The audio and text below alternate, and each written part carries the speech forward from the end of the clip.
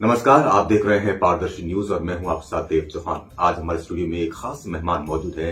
नाम तो आपने जरूर सुना होगा क्योंकि पिछले कुछ दिनों से ये नाम देश में सुर्खियां बटोर रहा है। जी हाँ, मैं बात कर रहा हूं हमारे खास मेहमान अजमेर सिंह चौहान, राइफलमैन अजमेर सिंह चौहान। हाल ही में इन्हें राष्ट्रपति द्वारा शौर्य चक्र से नवाजा गया। वो शौर्य चक्र क्यों मिला, किन परिस्थितियों में मिला, वो भी हम जिक्र करेंगे। लेकिन सबसे पहले आपका बहुत बहुत स्वागत है पारदर्शी न्यूज में। बहुत बहुत धन्यवाद। अजमेर जी, कौन से गांव के रहने वाले हैं आप? मैं जौनसार के छोटे से गांव ग्राम दावला से बिलोंग करता हूँ और ये डिस्ट्रिक्ट देहरादून के जौन में आता है। बिल्कुल। मैं आपको बता दूं, अपने दर्शकों को बता दूं कि अजमेर सिंह चौहान जी 6ठी बटालियन गढ़वाल राइफल्स में कार्यरत हैं और 18 अगस्त 2018 को तंगधार सेक्टर, जो कि कुपवाड़ा जिले में पड़ता है, वहां पर इनका सामना 3 आतंकवादियों से हुआ और 3 में से 2 आतंकवादियों को इन्होंने मार गिराया और एक आतंकवादी को इनके कलीग ने, इनके दोस्त ने मार गिराया। इसी के चलते हाल ही में दिल्ली में आयोजित पुरस्कार समारोह में राष्ट्रपति द्वारा शौर्य चक्र से नवाजे गए। 2017 में आपने इंडियन आर्मी को ज्वाइन किया। पहली पोस्टिंग कहाँ थी आपकी? मेरी कुपवाड़ा डिस्ट्रिक्ट तंगधार सेक्टर में फर्स्ट पोस्टिंग थी। और 2017 में आपने इंडियन आर्मी को ज्वाइन किया और 2018 की ये घटना है जो एनकाउंटर आपका आतंकवादियों के साथ हुआ, ये 2018 यानी कि ठीक 1 साल बाद। हाँ, हम इस विशाल ट्रुप्स में थे 2017-18 में। तो अचानक ही हमारे साथ इंटरसेप्ट मिलता है हमको और हमारे हिंट के द्वारा हमको इंटरसेप्ट मिलता है जिसमें हमारे विभिन्न प्रकार के ट्रुप्स होते हैं। आज उस ट्रुप्स में हमारे कैप्टन साहब कमांड कर रहे थे और जैसे हम मतलब कि लाइन ऑफ कंट्रोल की तरफ जा रहे थे, अलग अलग ट्रुप्स जिसमें मिट्टी पेयर में 2-2 या 3-3 जवान जाते हैं। और जैसे हम उसमें मैं स्क्वाड का काम कर रहा था। स्क्वाड उसको बोलते हैं जो सबसे आगे चलता है और जो पीछे वाले बंदों को संभाल के चलता है उसको स्क्वाड काम दिया जाता है। और जैसे हम चल रहे थे अचानक ही मेरा आई कांटेक्ट होता है और आतंकवादी से? हाँ, आतंकवादी से। क्या बात, कितनी दूरी पर था उस समय वो आपसे? वो लगभग 50 से 60 मीटर पे था। और जैसे ही कांटेक्ट होता है अचानक ही वो मेरे पे फायर करता है और फर्स्ट गोली मेरे बीबीजी, जिसको हम बुलेट प्रूफ जैकेट बोलते हैं, क्या बात, और उसमें लगती है और मैं एकदम वैसा हो जाता हूँ। और जिससे मुझे तुरंत अपनी जो सिखलाई होती है ट्रेनिंग में जो दी जाती है सिखलाई कि हाँ आपने पोजीशन किस प्रकार से लेनी है और कैसे करना है, उसको ध्यान में रखते हुए मैंने अपनी पोजीशन चूज करी और मैंने पोजीशन ली और उसको और जैसे जैसे चलता रहा ये कंटिन्यू 15 से 20 मिनट तक। जो फर्स्ट टेरिस्ट था, मतलब 15-20 मिनट तक फायरिंग हाँ एक्सचेंज होती रही?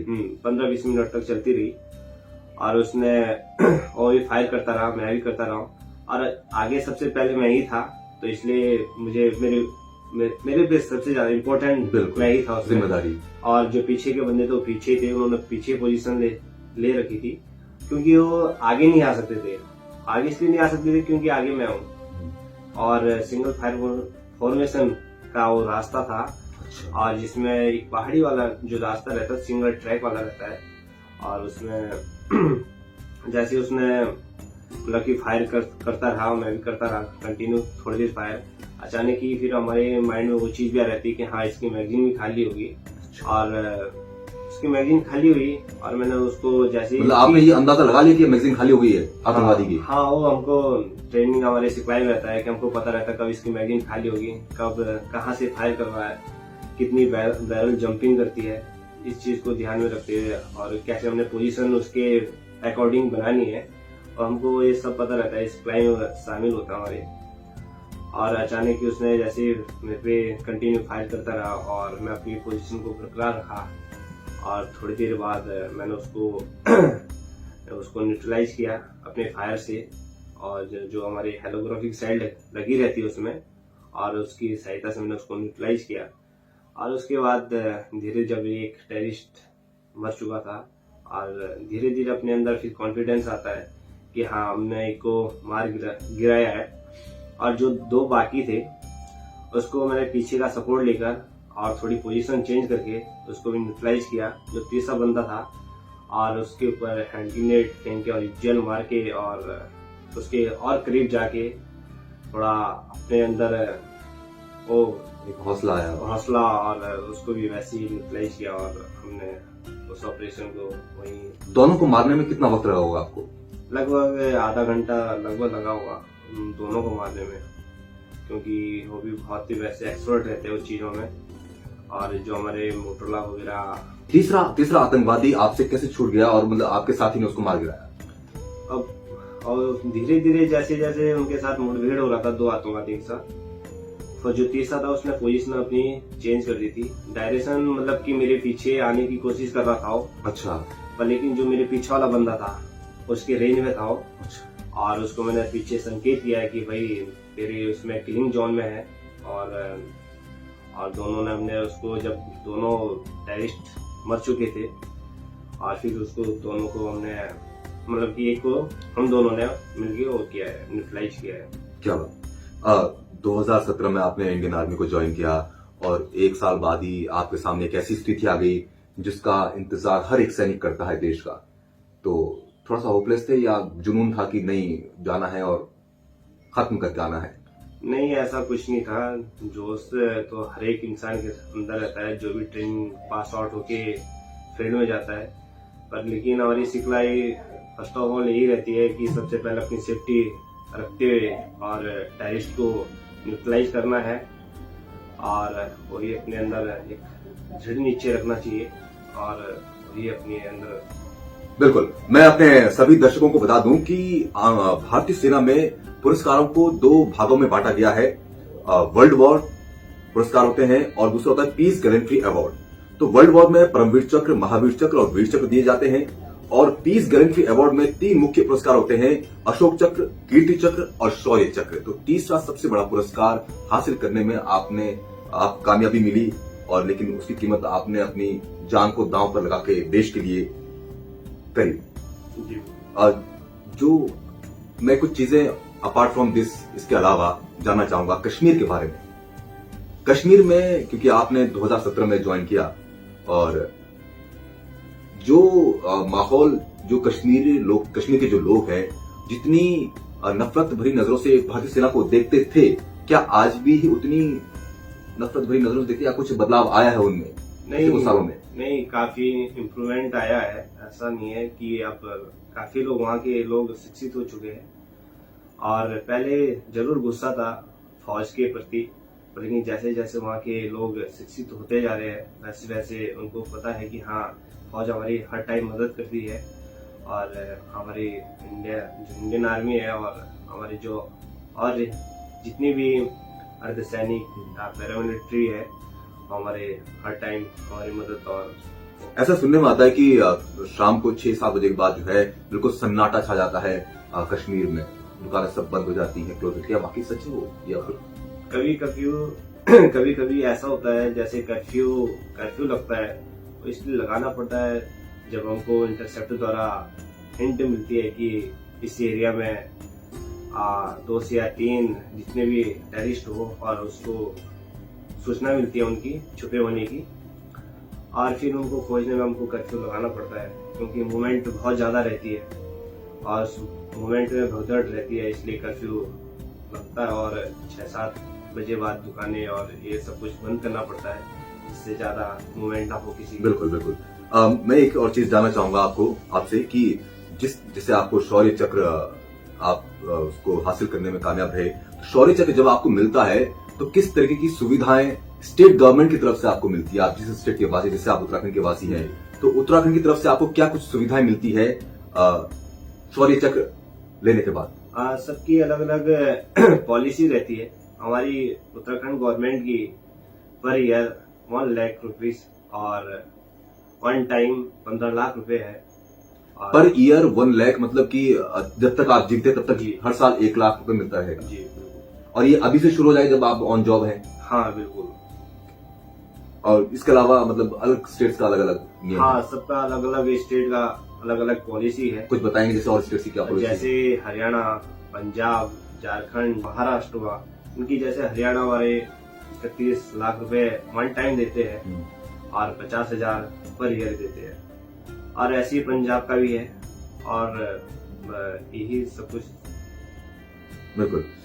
इसके अलावा अभी आपके पास काफी नौकरी बची है और जम्मू कश्मीर के जो हालात हैं वो उसमें रहने में डर लगता है?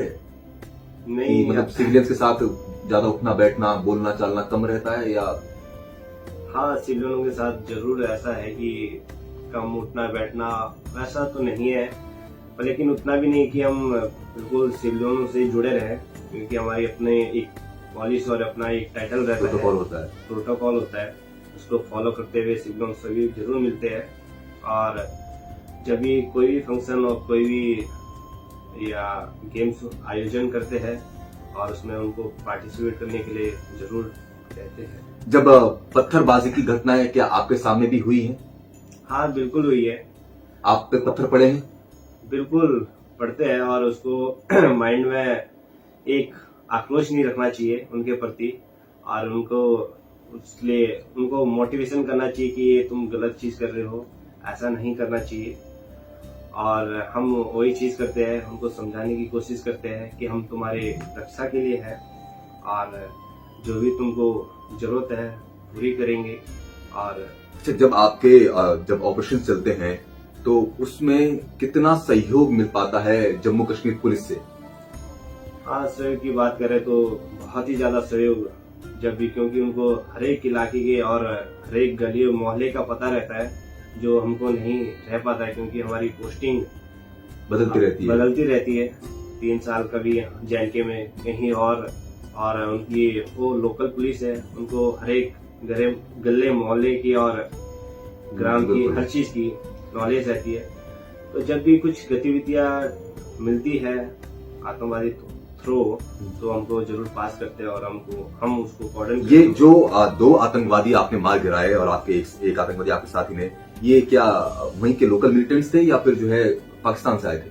नहीं, ये पाकिस्तान के मिलिटेंट थे और ये किसी बड़े मुकाम के को हासिल करने के लिए आए थे, जो कि हमने LOC पे इनको न्यूट्रलाइज किया था।